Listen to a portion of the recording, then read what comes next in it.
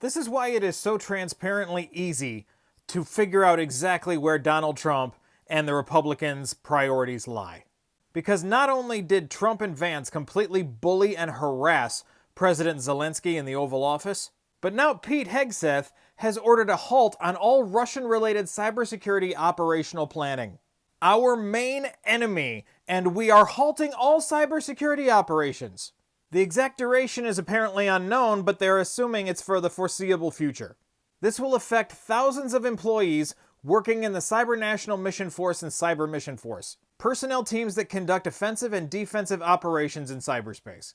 And this comes despite the glaring fact that Vladimir Putin worked for cybersecurity and disinformation when he worked in the KGB.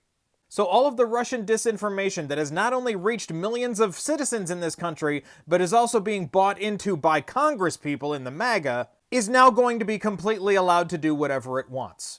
And the government is apparently not worried about any kind of damage or cybersecurity sabotage from the Russians.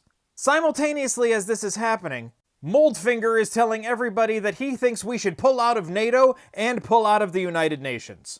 Because of course pulling out of NATO allows Russia to just take over wherever they want, hamstringing the alliance against Russian expansionism. But this is actually a core part of an authoritarian government like Russia or North Korea in order to establish itself as an isolationist government. They transform their own country into a fascist hellhole that the people cannot get out of, and they completely ignore other countries who need their help. Diplomacy goes right out the window and they turn into the selfish conservative child who says, "What's in it for me?" So once again I asked the MAGA if it was worth it.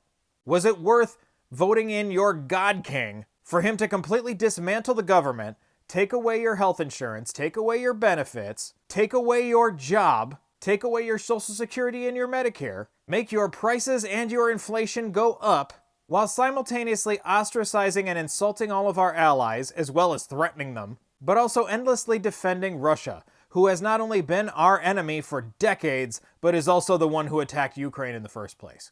Was it worth it voting for this man to make yourself a traitor to the American people? Because it was never about America first. And once you finally get your heads out of your asses and see where his loyalties truly lie, everything makes a lot more sense.